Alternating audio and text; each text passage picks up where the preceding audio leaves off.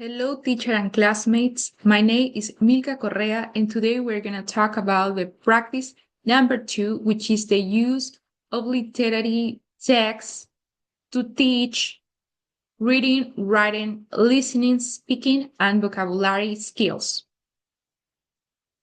So, first, what is a literary text? It's a piece of writing, such as a book or a poem, that has the purpose of telling us a story or entertaining. So in this occasion, I choose 3 books that are going to talk or teach us about the Ecuadorian, the American, and the Mexican culture, as well as putting together those skills that I mentioned before.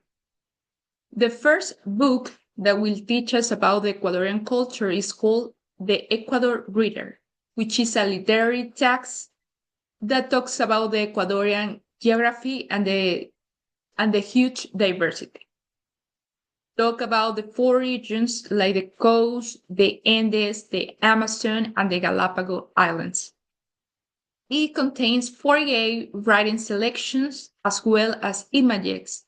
It talks about the story, the culture, and the politics related to Ecuador, as well as sharing different poems and one of the greatest recipe in the Ecuadorian culture. It shows us as well different representatives of the culture, like for example, Maria Jose Velasco Ibarra being one of the first presidents in Ecuador, as well as Julio Jaramillo, which is a musician. This text was shared by De La Torre and Stifler in 2009. Moving to the second book, we talk about the American culture. It's called The American Way. This is a narrative, but it's as well a true life story adventure about the Bunnies, which is the author of this book, grandfather, how he made Marilyn Monroe and take a picture of her, how they met together. It also describes a little bit of the Manhattan City or Manhattan that take place in New York City, one of the places in US. By the other hand, it also shares some different comments that describe how a family escaped from the Nazis and the Holocaust.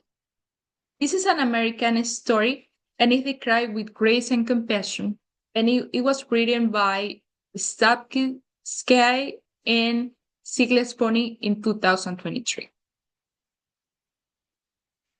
As a third book, we have that talks about the Mexican culture, and it's called The Story of the Father Hidalgo, which Father Hidalgo was a key figure of the Mexican War, and it was as well as described as a Roman Catholic priest who gave a remarkable speech called El Grito de los Dolores.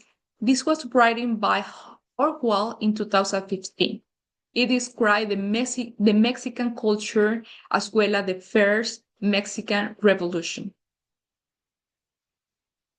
So in this case, one of the activities that I will choose for teaching reading, in this case called Timeline, which is basically to develop a reading comprehension about the story of the Father Hidalgo.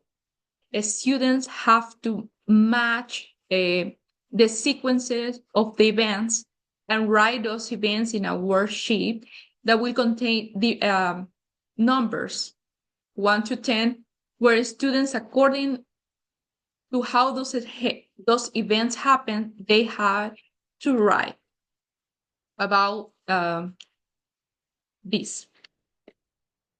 To teach in this case writing, students are asked to write in their own words a short resume about the Ecuadorian culture, talking about the important parts, the important aspects that were mentioned in the text, The Ecuadorian Reader. These have to have a compilation of the historical political, and cultural events. So this way, students can practice how to write an essay. For listening skills, we have students listen and circle the correct event that happened in that specific time related to the book The American Way. In this case, I'll be reading for the students, and they will have to they will have to circle the correct event that happened in that specific time once they have read this book. For the speaking skill, I would like students make a presentation about the characters that were mentioned, important data, biography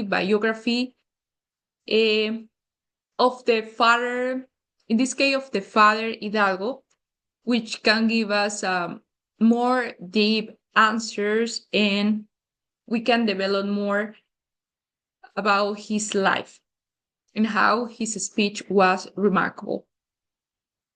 After the presentation is done, so the other students as well can make a round of question. It's open to every classmate, so they can ask, and the one who made the presentation, in this case, will answer the question. As a vocabulary, we have a more basic one, but that will help us to develop and as well keep in mind one of those new words. So, but this way can be applied in any of the books that we're going to use.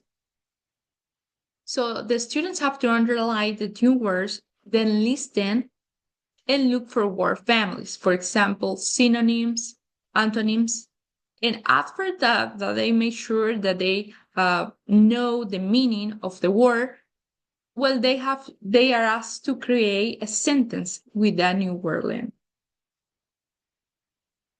So thank you for your attention.